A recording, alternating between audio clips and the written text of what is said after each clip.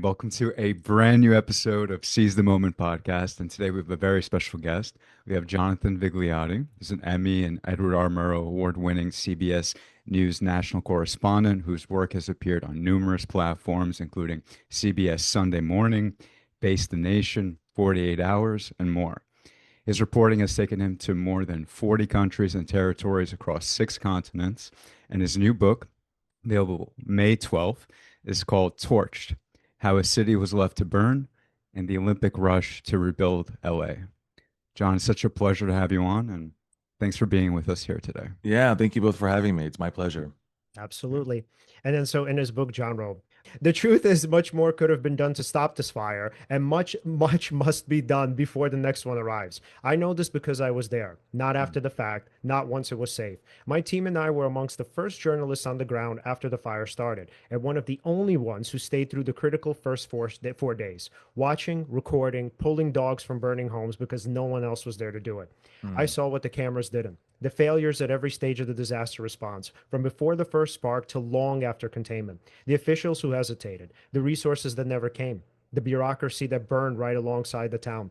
I bore witness to one of the costliest natural disasters in U.S. history and to a recovery sustainability experts call deeply flawed and dangerously fast tracked. Mm. So, wow, man. So, why obviously this is so pivotal is because we're seeing on, I guess, on a national scale, we're seeing the disasters of a government where, let's say, planning and thoughtfulness is obviously not at the forefront of anybody's mind. And Hmm. and in here in California, obviously, you get a microcosm of this. So, John, can you kind of give us a little bit of the background? So, there's so much, like I was saying before we started filming, there's so much heft to this book, and there's so Mm. many details and so many mistakes made. And I think after watching the show, people are going to be really upset because fundamentally, this is a Democratic government, right? Yeah. We expect this from the GOP, not so much from Democrats. So, okay, can you actually take us back to the beginning? Let's start out with the, I guess, smaller details. How did the fire even start? And it's to your point, Liam, this is a story that I don't know I would have been able to write if I wasn't there on the ground covering this story. So the fire, the Palisades fire, as we know it, started on January 7th, but as the investigation would later reveal, and as we myself also figured out pretty quickly on into the investigation of what caused the fire, it became clear that it was really the aftermath of a fire that sparked in the same area a week before. Mm. You had New Year's Eve fireworks, and you had a person that happened to be in this area at the time smoking a cigarette, and it is believed that that cigarette may have contributed to the fire starting. It's either that or the fireworks. The investigation is still not 100% certain on that. Anyway, that fire was quickly responded to. This is January 1st now, the early morning hours. It was 100% contained as officials declared, and firefighters left the scene. Unfortunately, though, there were hot spots. Those hot spots, they can fire underground, feeding off of and fueled by vegetation and the roots, can burn for several weeks, even longer in some cases. And that's exactly what happened.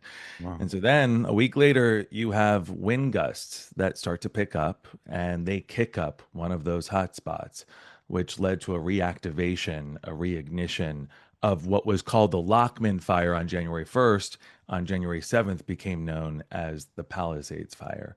So, because that first fire, which was quickly 100% contained, was left unchecked by officials, it was able to unfortunately respark and grow into what became really the costliest disaster in Los Angeles and what could become the costliest natural disaster in modern times here in the US. And to be there on the front lines to watch how a spark can be kicked up by wind and can consume an entire community, it was one of those breathtaking moments. And to live through it, as you know, you have residents around you scrambling to get to safety, it was, really life changing and transforming for me as a journalist. I've covered a lot of stories as they're unfolding, but nothing quite like this, and certainly nothing in my own backyard. I live in Los Angeles. As I was reporting on the Palisades fire over the course of several weeks, my own home in the Hollywood Hills was under mandatory evacuation because of Wow. an unrelated fire. So that fire, that January 1st fire, the Lockman fire, how this all started, really the first domino to fall, and what really terrorized this city, the second largest city in the country, the wildfire capital of the West, for more than a month. And obviously, the aftermath now, we're a year, almost a year and a half into this. And there is still a lot of reckoning that needs to be done. Hmm. Mhm. You know what I found surprising in the book. You make this sort of uh, essentially. You said that this wasn't just a wildfire, right? You Mhm. made the bold claim that this was a systemic failure. What was Yeah. the evidence that kind of drew you to that conclusion? Yeah. There's a few things here. So there is climate change. We know that our climate is changing and our impact on it, CO2, our carbon footprint, it's amplifying the weather that we're dealing with. That's an existential crisis. We need to work as hard as we can to reduce our carbon footprint. It will take years, decades to start to reverse the impact that we're having on our weather. But in the meantime, there are things that we could do to protect ourselves. And this isn't just wishful thinking. This isn't just hope for the sake of hope. It's just real science. Hmm. It's what's known as habitat change, where we build, how we listen to the science, like weather forecasts, how we use all of that information to safeguard our communities. To me, that gives me hope because there are things that we can do to protect communities like the Palisades from being destroyed. What became very clear when I was reporting was that all of those signals were missed. First, you had homes that were allowed to build closer together, bigger than ever before, just because of that unregulated ability for contractors to come in and develop. You had a tinderbox of just homes alone. That's systemic in the sense that it took decades to get to this point. But if Right. we're looking closer to the event itself on January 7th, there was a week of warnings from the National Weather Service. Those warnings escalated in the threat that was being detected by the models that were showing wind gusts picking up to, at first it was 50 miles per hour, then it was forecasted the next day to be 70 to 80 miles per hour, eventually reaching 100-mile per hour wind gusts. Wow. LA has never experienced 100 mile per hour wind gusts. That's the equivalent of a category 2 hurricane. In this Mhm. case, a dry hurricane. It Hmm. doesn't take a lot when you have dry conditions, when you have wind, and when you have the threat of a spark. And many sparks are caused accidentally by human activity to turn that spark into a massive fire. So much more could have been done because the sources that I use in this book that were incredible in coming to me with all of this information made it very clear that just alone those weather warnings were ignored, were not taken seriously. Yeah. And I believe, and from the scientists I've spoken with, from all of the people that I've spoken with, experts and beyond, that are really the voice of this book, had those warnings been heeded, had the public been made aware of them in a very crystallized, clear way, I don't think this fire would have grown to the level that it did. The scientists that I've spoken with, forensic wildfire scientists that responded to the aftermath, that made their own calculations, came to the very same determination, the conclusion that this could have been reduced, contained to maybe a few homes lost, not an entire zip code Wow. destroyed. But unfortunately, when you don't heed warnings, this is what happens. And my hope is that in writing this book and really showing the timeline of events, something like this can be prevented from happening again, because we're going to continue to deal with extreme weather events, especially here in Los Angeles and in California in general. The question is, how are we going to prepare for the next one? We clearly were not prepared for the Palisades fire. I mean, think about this: Mhm. 12 people were killed in the Palisades fire, more than 30 people across Los Angeles County during the duration of several fires that sparked up beginning January 7th. We're in Los Angeles. 12 Hmm. people dead from one fire, another dozen plus dead from another fire. To me, that is unheard of in a city of this scale. Mhm. And we can't accept that as normal. One of the things that struck me, and I don't know if you were paying attention to the coverage at the time, this was something that ultimately led me to really dive deeper into the idea of writing this book. There were public officials, and we've heard this in other kinds of stories, not just related and isolated to this one, where officials will say in front of the cameras, reporters asking questions, they will say there was nothing that could have been done. Hmm. That is what was said here. There is nothing that could have been done. 100-mile per hour gusts, we can't fight that. Of course, they're leaving out the context that it began as 5-mile per hour gusts. The fire started when the conditions were very manageable. But they'll say nothing could have been done, while at the same time, and this is what's happening right now, urging residents to move back as quickly as possible, Mhm. to build in pretty much the same ways that we've been building for decades. Yes, according to fire codes, but still, the fire codes are outdated. They lag behind the science. Legislation Mhm. makes it very hard to implement what the science even shows. The science comes forward with new information on how to build safely. It takes 10 years sometimes to even implement that. Right. There are things that could be done to stop this fire. There are things that need to be done to stop the future fire. And right now, I'm afraid that we're not actually listening to the voices of knowledge and reason. As officials say, there was nothing that could be done Right. while urging people to move back and build back faster than ever before. Wow. Mhm. And just thinking about it, it's also, to not fully, but to a large extent, I would say heavily reminiscent of Katrina.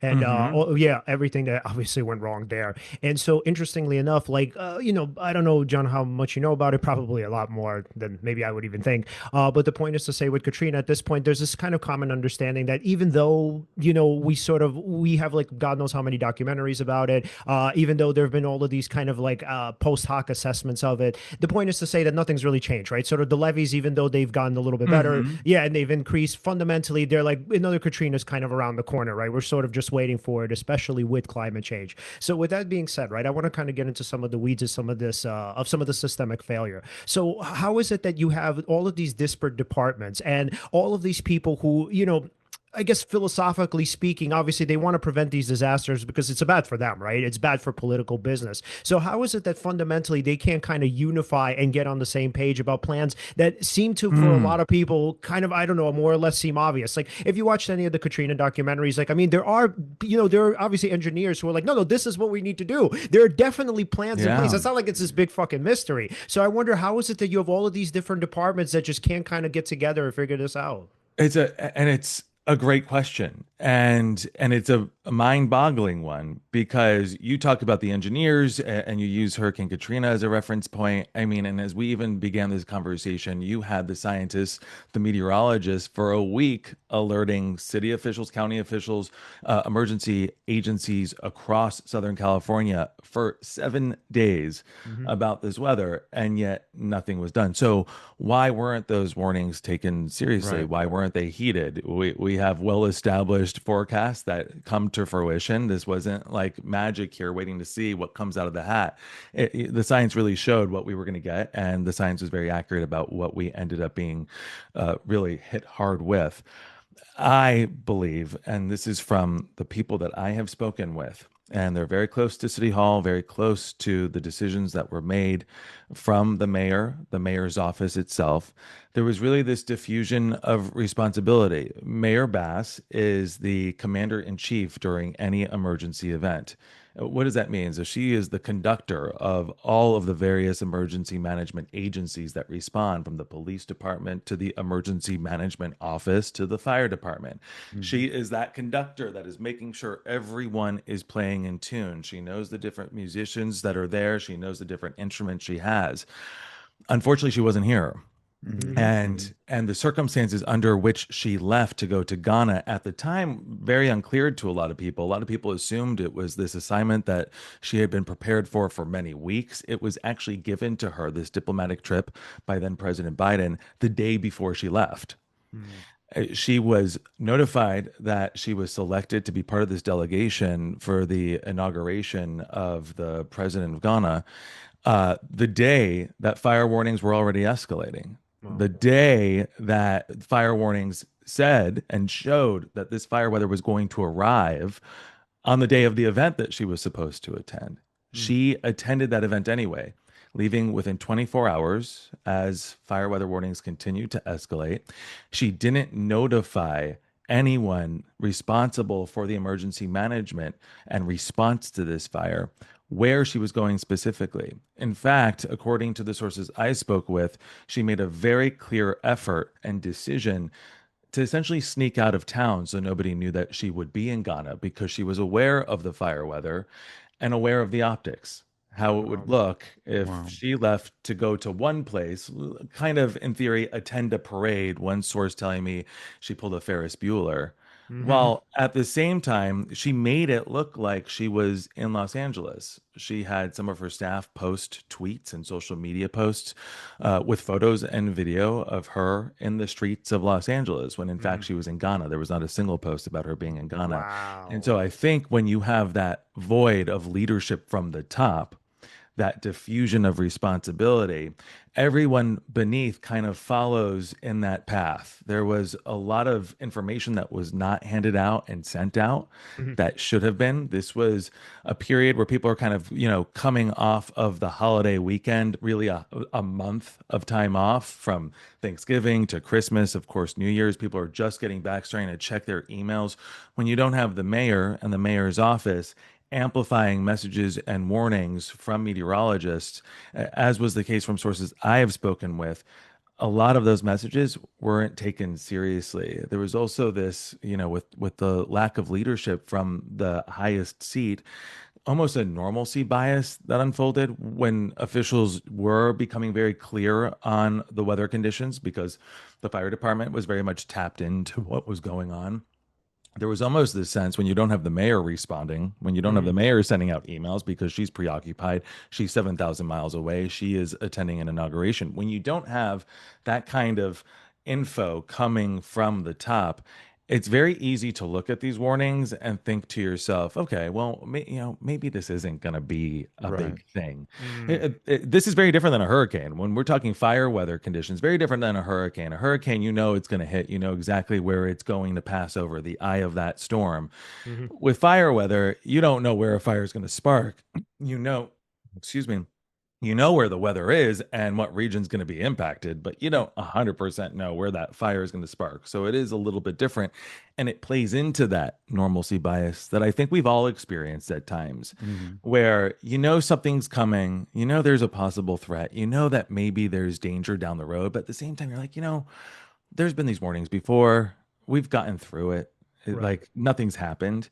And I think when you don't have someone ringing the bell, really sounding that alarm, and that is the mayor's responsibility, I think it's easy to fall into that kind of mindset, that normalcy bias mindset, that idea that somebody else will handle this if it becomes a big deal. And unfortunately, Right. no one was handling it in a clear, concise way where you had a unified posture and a Hmm. unified response. And so when that fire sparked, when it reignited from the Lockman fire on January 1st, on January 7th, when what was then known as the Palisades Fire blew up, you had teams that were now expected to work together in coordination with one another, but you didn't have the conductor making sure everyone was playing in tune.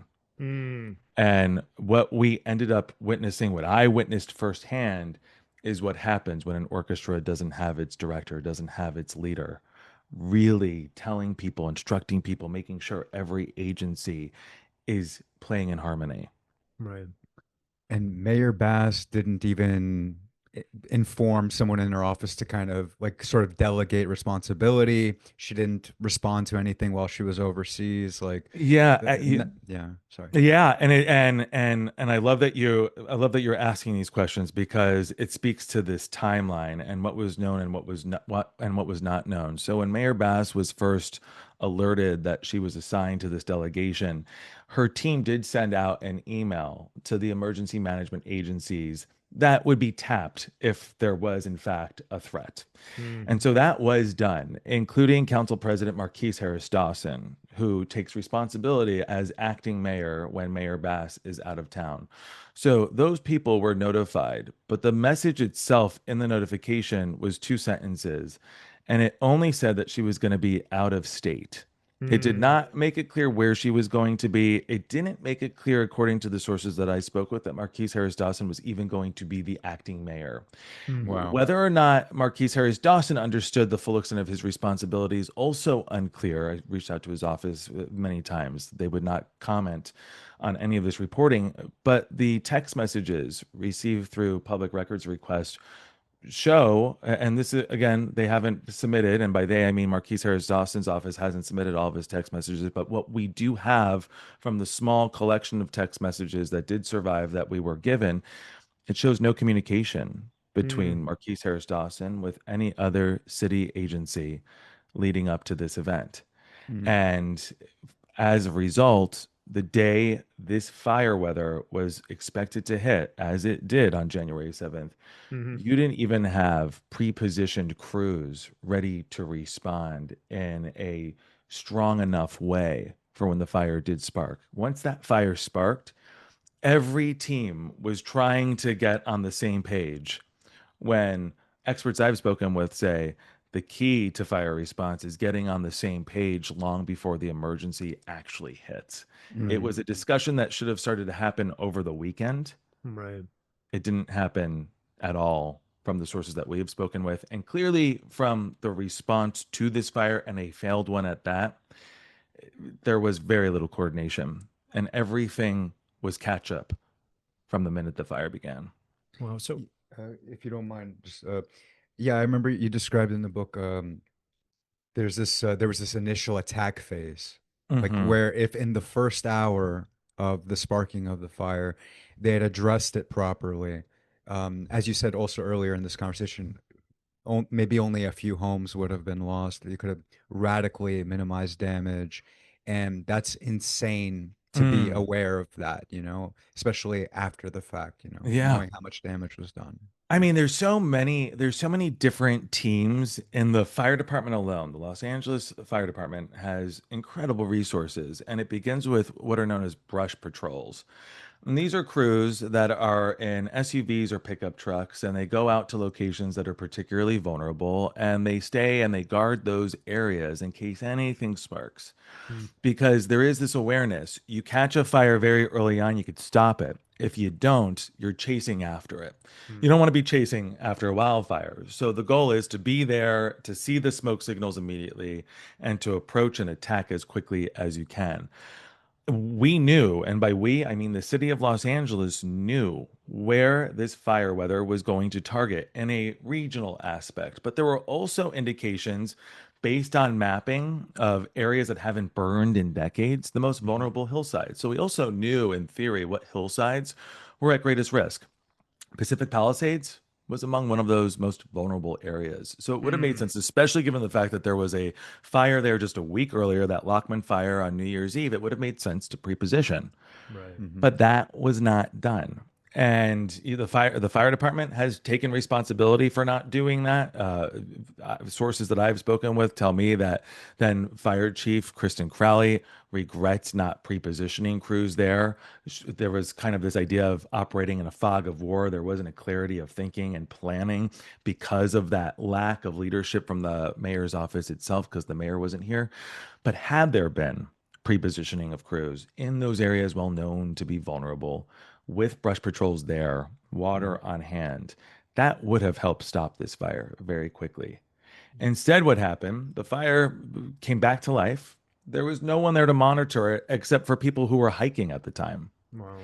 And they called 911, but it took more than 20 minutes to get the first crew there. Mm, And 20 minutes isn't getting your hose and your water on a flame, it's just rolling up. It took another 10 to 15 minutes to even try to get the hose line down to where the fire was. When you have wind gusts 10 miles per hour blowing flames downhill towards the Palisades, that's time that if you don't have crews around, you're already operating from behind. Wow. And they were never able to catch up after that moment. And I really believe, and it's from the people that I have spoken with telling me this and really pointing to all the signals, that if there were crews pre-positioned, that fire did not have to rage and burn down into the community itself, where you go from having the brush as the source of fuel to the homes themselves. Mm. Wow. So, there's this sense of not wanting to overreact or not wanting to appear that you're overreacting, which is obviously understandable. But I think the basis for her leaving here wouldn't be that, or at least can't be that. So the reason why I say that is because if fundamentally, let's say there's a small risk, right? So let's say if she just kind of stays behind and you don't get to campaign, whatever, right? And let's say, you kind of stick around for nothing, it's all managed. Let's say you don't even have to do much of anything, but just make a couple appearances. One could argue, just from the perspective of being the mayor and that being her job, that fundamentally, even if the risk is, let's say, however they would even calculate it. Let's say Hmm. even if the risk is pretty low, one would argue that whatever the kind of cost is, it just wouldn't be worth it. So I just can't even imagine that this didn't go into the risk assessment. Just not to think, okay, let's say again, I don't know how they would calculate it, but let's say there's like a 10% chance or something that this gets out of Yeah. control. And but like the reward, right? What you're going to do is you're just going to campaign for somebody, man. Like I don't understand, like why wouldn't that be worth it? Even if worst case scenario doesn't happen, even if this is all contained, there's no big reward for you. You just kind of stay behind and you're like, oh my God, I wasted my Hmm. time. Really, the reward is just you going to campaign for somebody. I don't get how that wasn't factor into the decision making. Me neither. And I've spoken with a number of sources that gave me a little bit of insight into the mayor's thinking. A lot of that assignment aligned with her global issues that she has always prioritized. She has always sought a higher office from those that I've Mm, spoken with. And so going on this presidential trip, certainly very significant for a resume. And you could talk to a number of people, as I have, and there are critics on both sides of this. Some saying it shouldn't matter that the mayor went to Ghana. And in theory, it shouldn't matter. If the mayor, I think, was taking proper procedures responsibly, if everyone knew their jobs, if she was checking in while she was overseas, if she was making sure every need was met, if she was making sure that press conferences were held, live press conferences, and you know them. We see them sometimes with hurricane coverage where this is just kind of commonplace, where you have the governor and the mayor of an area in front of television cameras, fielding questions, warning the public, getting them ready. All of those things really matter because they signal to people a threat that is approaching. If that had happened in this case, and it has happened before here in Los Angeles. Hurricane Hillary, which approached California this a few years ago as a tropical storm, only packed 40-mile-per-hour winds. They did live press conferences then. They mm, signaled to the public this threat. Had that happened this time around, that could have helped. That certainly would have helped people be prepared, be more cautious. mm, Unfortunately, that did not happen.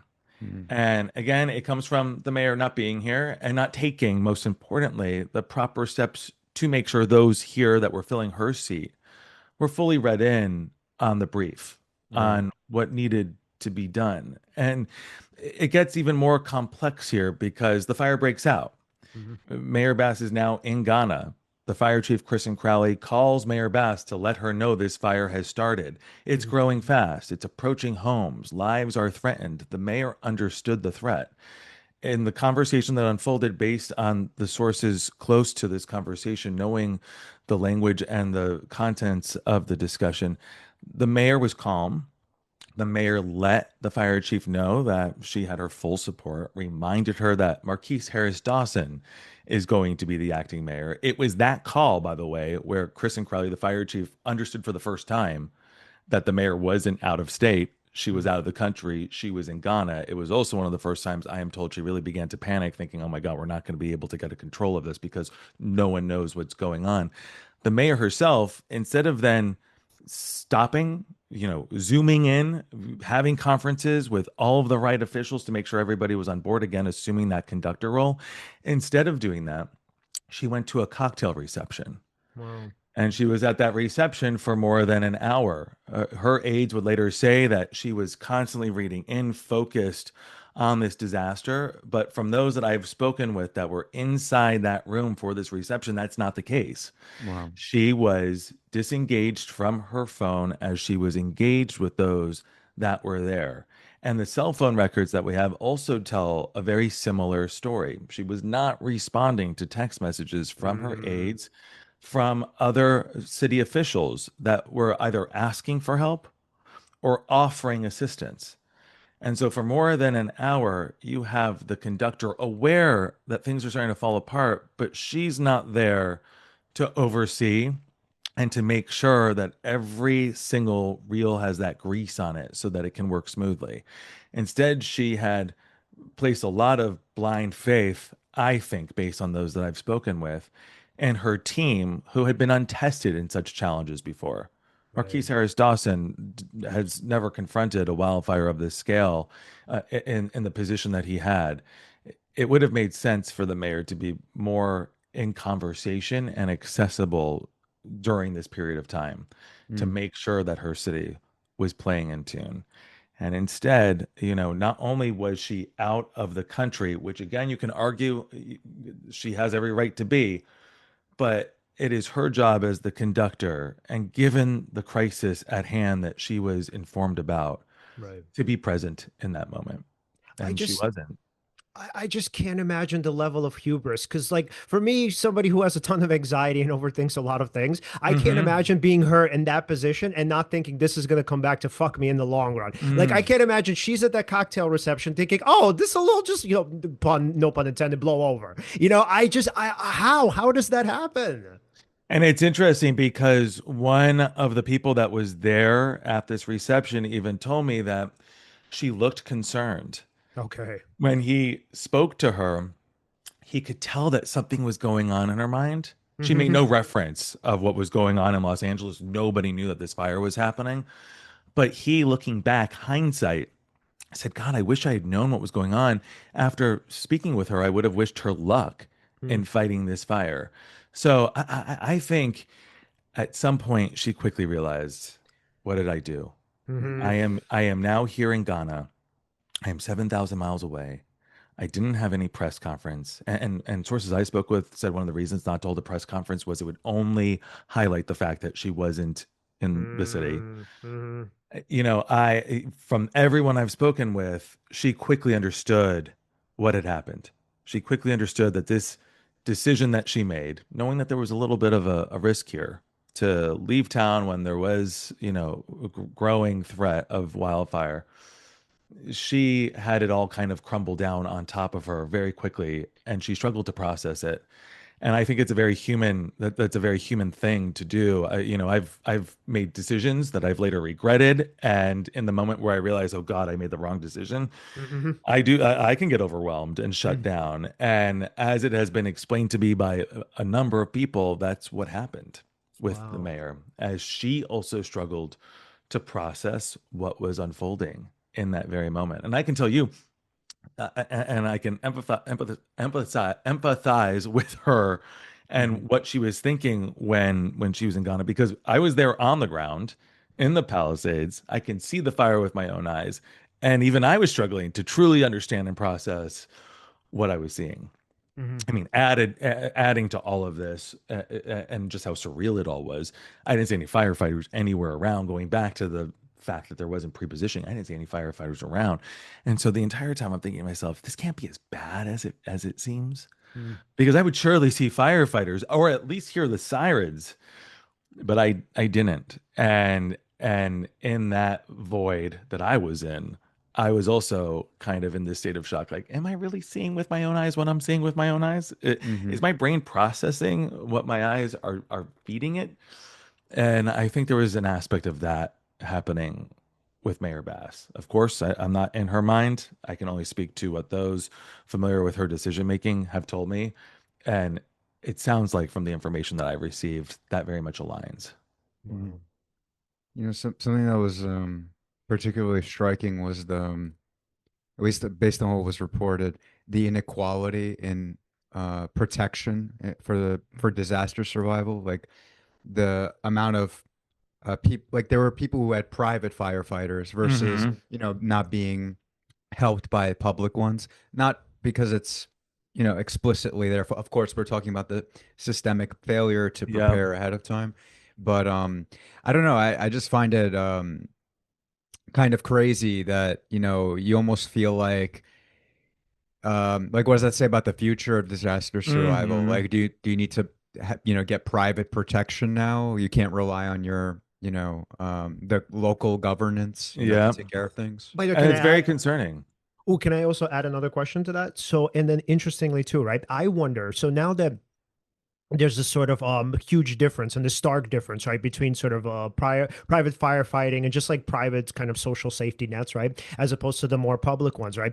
I wonder, how is it that the government kind of sees the difference between the two of them, right? And honestly, us Hmm. on the whole, or Californians on the whole, how do they kind of see the two difference between them, right? And not only just see the egregiousness and just the difference itself, right, but also not wonder like, hey, how does anybody feel okay about this? Hmm. Yeah. Private firefighting is a controversial topic, but I don't think it needs to be. And in the book, I talk a great deal about private firefighting, specifically with Rick Caruso, a business owner and developer here in Los Angeles. He helped build the Grove, not helped, he built the Grove. He built Palisades Village there in Pacific Palisades. He hired a team of private firefighters. He was inspired to do so after seeing Kim Kardashian do the same thing with the Woolsey fire years earlier. And because of that effort put forth by the Kardashians, they saved their home. Rick Caruso's thinking behind this is I have the money, I have this business, a vibrant business in the heart of the city. It would require dozens of public firefighters to defend this property. That's dozens of firefighters that can't protect homes. Mm-hmm. And his thinking was insurance will help cover this, his insurance. So he got private firefighters. And it was a plan that he came up with years earlier and implemented it for the first time in this way during the LA fires and during the Palisades fire. He was very proud and remains very proud of the effort. Not only did it save his property, but he was working under the belief that he's not taking away from the public system. The Mm. public system that is strained like all public systems, a lack of money, a lack of budgets Mm-hmm. shrinking. He thought he was doing good to have his private firefighters there, and those private firefighters coming from other states. They're not private firefighters that are tapped from the public well of firefighters. They Right. bring their own water, so they're not tapping into fire hydrants. They have all of their own resources, so they're essentially operating offline, doing their Mm. own thing. He thought, that's great. I can focus on this as the public crews do their thing. And unfortunately, the public crews were not reading in the same way that the private crews were. And in fact, that private response and the fact that Palisades Village survived shows what kind of different outcome we could be facing with the Palisades community itself had the city taken the same kinds of steps to Mm-hmm. prepare ahead of the storm. That private team that was led Mm. by Caruso, they arrived days before the fire. Okay. Conversations were unfolding days before there was any threat that arrived. Right. In parallel, that was not happening on the public side. In terms of the controversy, just to circle back to it, as someone that cannot afford a private firefighting team myself, who lives in an area that is threatened by wildfire, I understand the divide here, the haves and the have-nots. Hmm. And unfortunately, we live in a world where people have their own private security teams because they deem that necessary. We've got to live with a lot of these realities, right? And I Right. think this is a reality I can live with, even though it is something I cannot afford. I will never have a private team. I do get some comfort out of the idea that there are more and more people now looking to private firefighters, which in essence eases up some of the work and the many different places that the public fire response would need to be at the same exact time. I've spoken to firefighters and to the fire department, the LAFD here, about private firefighters. They don't always speak in the best possible terms Hmm. about the private teams. They do worry that there can be stepping on toes, there could be confusion. But I will say, I specifically asked the question about private firefighters and Rick Caruso's property because it was the most obvious example. And then Fire Chief Kristen Crowley told me at no point did that private team prevent their public team from doing their job. In Right. fact, Mm. at one point, the city and its public firefighters had to depend on that private team to help fight fire in the neighborhood. And because of Rick Caruso's private firefighting team, they not only saved the village itself, this shopping plaza that he built, they also saved surrounding businesses and homes in the area. Obviously, not enough. More than 80% of the Palisades was lost. Right. They were actually able to step in when the public team couldn't. And being there on the ground, I can tell you, I didn't see any firefighters in the first 4 or 5 hours of this fire Hmm. actively battling flames. And that's actually Right. being generous. I didn't see any firefighters at all in that window. I would later see firefighters when they were responding to this jam, this traffic jam, bumper to bumper traffic, cars just parked in place on Sunset Boulevard as more than 100 people were told to abandon their vehicles Wow. because the flames were approaching. And that's the only time that was the first time I saw fire crews. And at the time, they weren't battling flames. Hmm. They couldn't get through. Right. They were blocked from responding to ground zero where the fire was growing. And I look at that and I say to myself, man, like you've got this tale of two cities, the Hmm. public one and the private one. I'm never going to directly benefit from the private one. I can't afford to have a team here at my house. But I really do hope that come the next fire, the Right. public team that is meant to serve and protect gets their act together. And that is not a criticism of the firefighters who are heroes. That is a criticism of the commanders, the people at the very top of all of this. And it begins with the mayor, who are supposed to get these people into the right positions to make sure they're playing in tune. And that did not happen. One can also add that Rick's narrative is very reminiscent of philanthropic work. So it's like it's sort of I wouldn't say whitewash because I don't necessarily think of it as a Mm. crime, right? But let's say it shows this sort of benevolent rich guy coming in and saying, "Yeah, like I know public funds are scarce and I know you guys Uh-huh. are busy and you're too overwhelmed. So here I'm going to come in right with my private force. I'm going to come in and give you a helping And by the hand." way, and I love that you're saying this because I think the same exact thing. I'm very Uh-huh. cynical. I'm very cynical about all this stuff. And as I'm trying to get to the bottom of the truth, I'm also thinking like, okay, I don't want to make a hero out of anybody in this book. Like I'm not trying to find the protagonist, the person we could cling on to for hope. Like I just want the chips to fall where they fall. Rick Russo has two children that live in the Palisades. Both of them lost their homes. Hmm. He didn't use his private team to go and fight those fires outside his children's homes. Hmm. He kept them planted at his center, hoping that the public team would really help. So I do think in this isolated case, he had confidence in the public team to do their job, and he really believed that in keeping having his team, keeping them there at the village, he would ease up the demand that would be needed. Hmm. I think he was coming from it very, clear-minded, open-eyed. Hmm. And in the end, I mean, it struck me because he never publicized that his children lost their homes. Hmm. And our conversation was the first time I was hearing this, and I had interviewed him many times over the course of the months following the fire, and he hadn't mentioned this to me. And then when I sat down with him for the reporting specific to this book, that's when he brought it up the first time, and that struck me.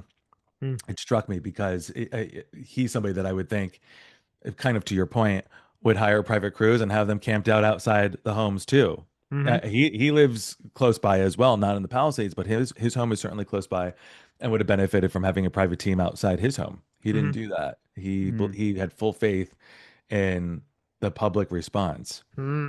and in the aftermath, lost all faith in the public Right. response. So how would he feel? I mean, potentially, obviously, how would he feel about supporting it, especially through increased taxes on people like him? Supporting what? So the public funding for the fire department. Mm. He, I, he even when he ran for mayor initially against now Mayor Bass, he actually spoke about this more than people paid attention to. He did Mm, speak about climate change, the impact that our warming weather is having on all of the dry brush and vegetation, specifically in the Santa Monica Mountains, and what it means when we don't have the proper funding to clear that vegetation. Of course, he is biased here because he lives in the foothills, and by he lives, I mean he lives in Brentwood. His property, this development, and many of his developments that are scattered throughout the area, they're in the foothills of the Santa Monica Mountains. When I spoke to him, he supports providing for the resources that are meant to keep us safe. mm, What good is everything else if we don't feel safe? What mhm, good is every other protection right that we have if we're running away from flames and returning to homes that are lost? So he has spoken very publicly about this in the past and certainly following the fire itself. But there are words and language that are echoed by other leaders as well. Mayor Bass has also defended the city's funding of the fire department. There has been this back and forth between the fire department and City Hall over what exactly has been funded and hasn't been funded. But I think it's very clear when you look at the amount of money that's being invested in the fire department, it's not keeping pace with population growth.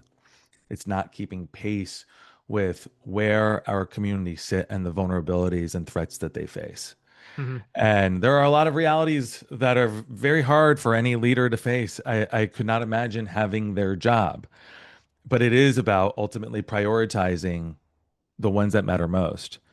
And I think what January 7th proved was that we are not paying as much attention to and perhaps not funding in the right ways our response to wildfire. Now, could we have done more with what we had?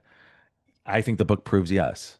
I Hmm. think Hmm. pre-positioning crews that were there, there were teams available. There were Mhm. fire trucks available. It's not like we have a fire department that is sitting empty and there's nobody to step in. It's just unfortunately, for whatever reason, and my book really leads to the idea that the commander in chief was silent when needed to be vocal more than ever.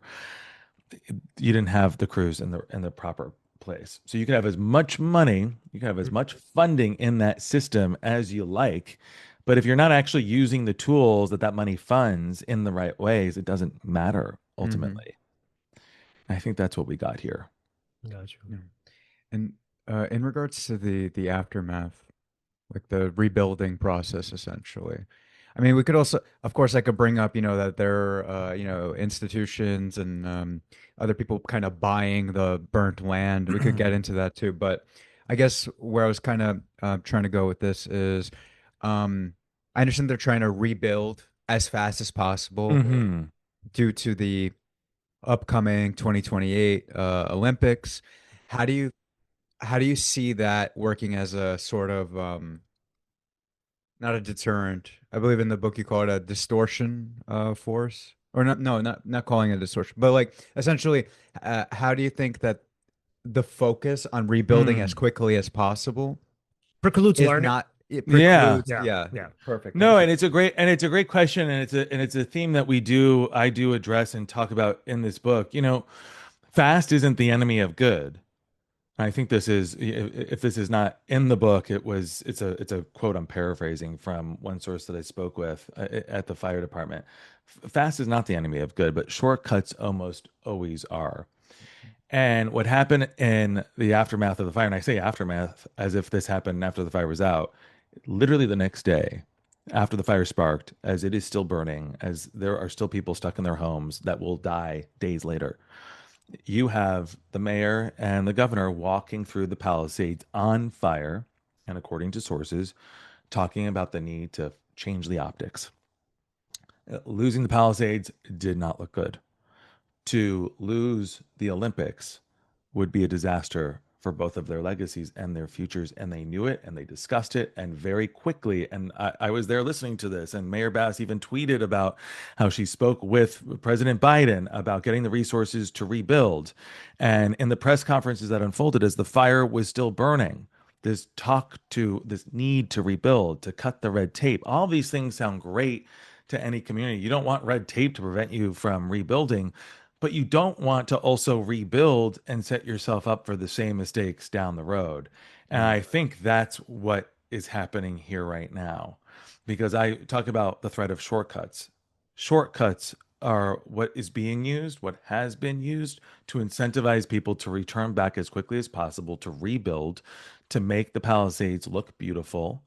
Palisades sits as one of the entry points to several areas where Olympic events will take place. And it's also one of the gateways to the beach itself, Hmm. where tourists here for the Olympics will drive past in order to get to Malibu and Santa Mhm. Monica. That's a black eye if you don't have homes built quickly.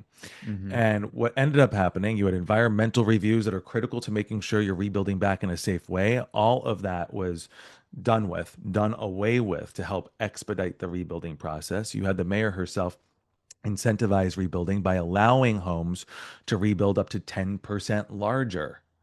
10% larger means a better investment when you're putting down money to put down more roots in properties that have been lost. I can't imagine this was her intention. She may not have thought about it at all, because the reality of what ended up happening, instead of getting people, homeowners, to return back to rebuild, many still dealing with PTSD and struggling with what happened and a lack of trust in the institutions meant to keep them safe, instead of having these neighbors return, you had corporations step in, Hmm. looking at these properties as investment opportunities. Rebuild as fast as you can so you can flip that property. If you're building 10% larger, that's a 10% increase, if not more, in terms of the return on investment. And what ended up happening as a result, you have corporations coming in, you have developers coming in. They're incentivized by speed. There's a spectrum to the fire code. You just have to meet the lowest level, the bare minimum, to get approval and to get permitting to build. But there are higher levels on that spectrum of fire safety. Mhm. So you could rebuild in a way where you can safeguard your home to keep fire out for 4 hours if you Mhm. want. 4 hours buys time for firefighters to finally arrive to fight back the flames. Right now, the measure of safety on the lowest end of that spectrum is about an hour. Wow. So when you have people that aren't necessarily invested in these properties because they don't have to live with them forever, you have a lot of people that are just building according to the lowest end of the spectrum, which many homes were built to the lowest end of the spectrum that were lost in the fire.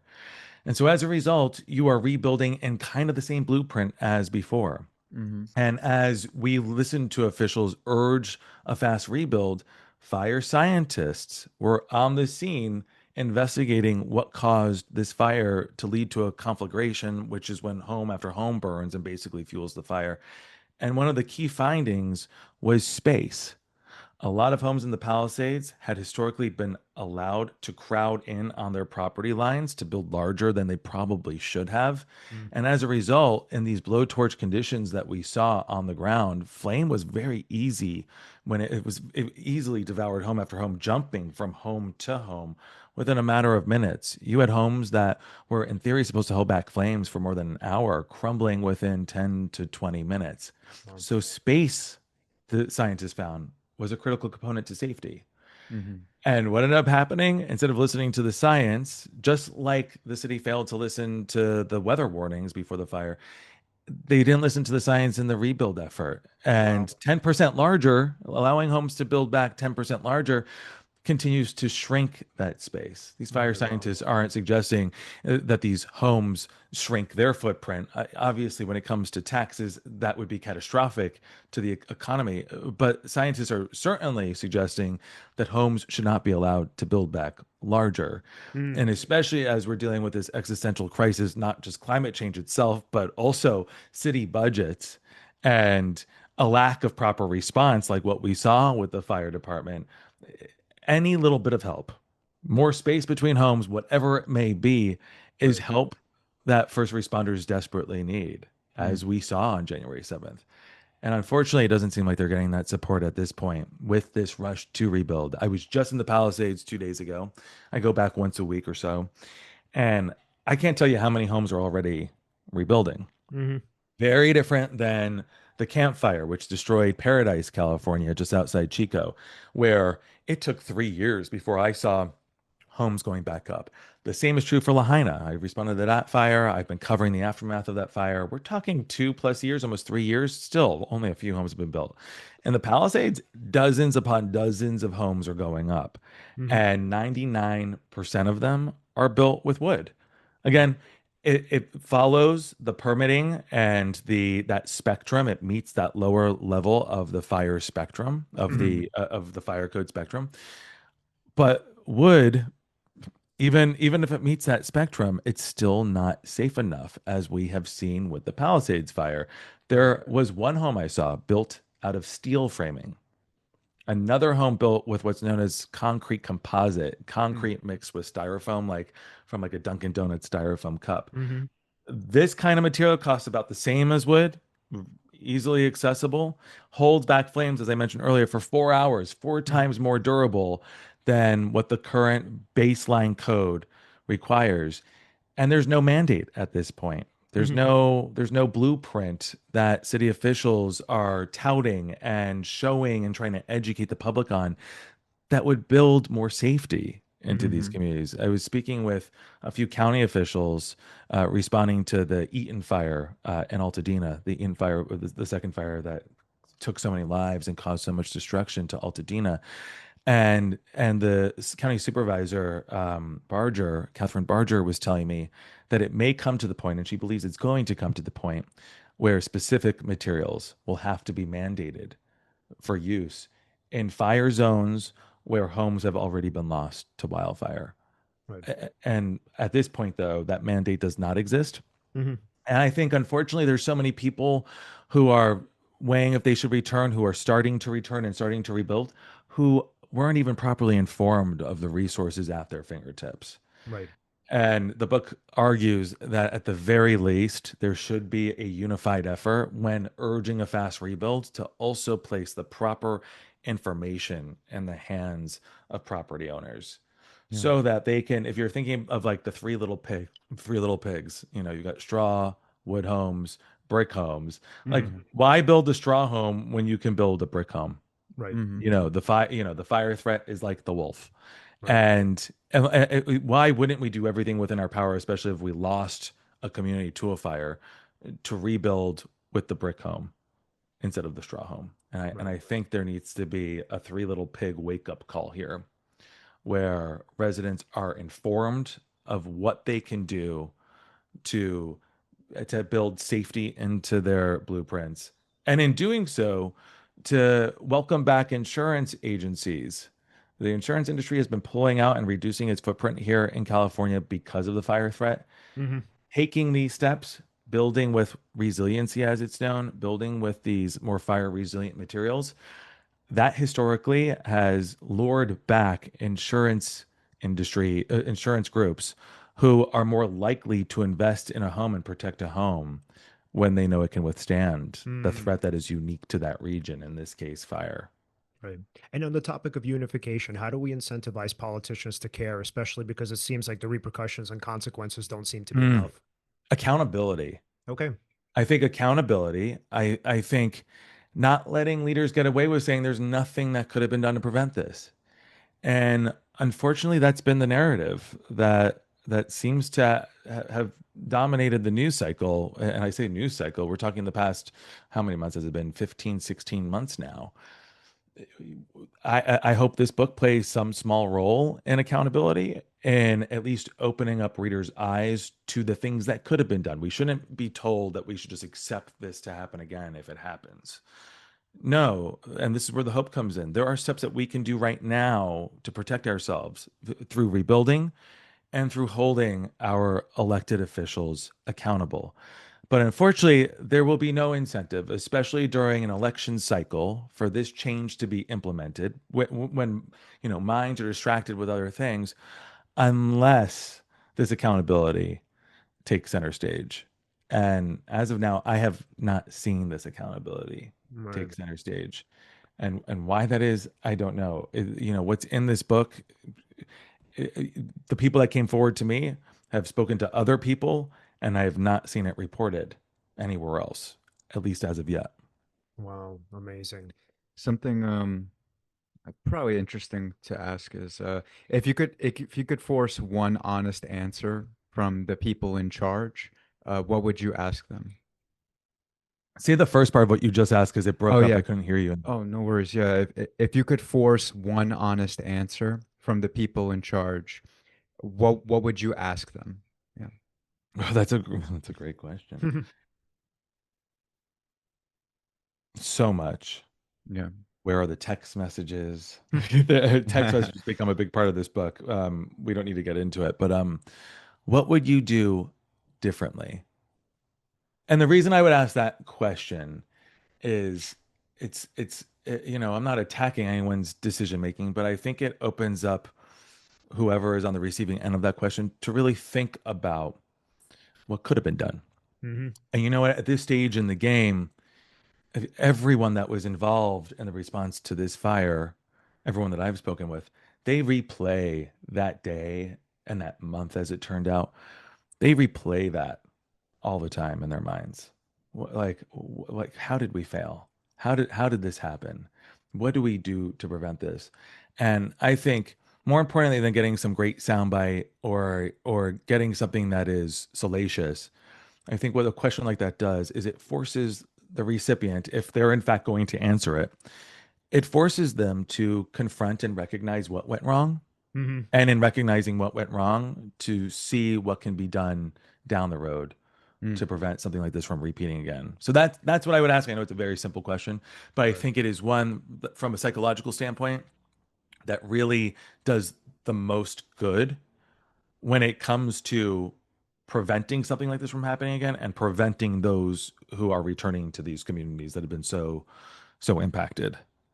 Right. And what I love so much about your work just generally is that it asks this sort of deeper question, and it's a microcosm of it, of how the fuck does government function and malfunction? And it's something that I've always been super interested in. And just the thinking, I think, for a lot of us is because, we're so sort of entrenched in these systems Mm, without having a deeper understanding of how they work. And this is for all of us, right? Like, I'm no expert in, obviously, in politics and whatnot. But the point is to say, with all of that, what your book does is it shows us the sort of the details and the inner workings. And again, how like one little thing can kind of go wrong and it could cascade into a multitude that just mhm. fucks the entire thing up and honestly fucks over the general population. So John, Exactly. this was just so excellent. Alan, before we wrap up, final questions. Oh yes. If we wanted to follow you, follow your work, and of course Mm. buy the book, where can we do that? So, book, you could go wherever books are sold. Support local, but if you can't support local, Amazon, Barnes and Noble, those are great resources. The book comes out May 12th. You can find me on Instagram, is where I'm mainly active these days, and I think it's at Jonathan Vigliotti. I think John, Awesome.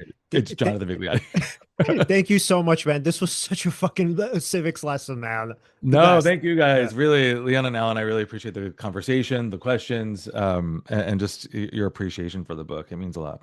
Absolutely, Okay. man. We'll talk to you soon. Yeah, Take take care, care. guys. All right, man.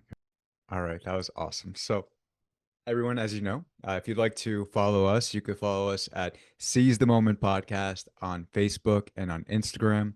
On X, we're at Seize_podcast. Like, subscribe, Hit the hit the bell bell on on YouTube. YouTube. And again, thank you so much for watching and see you next time.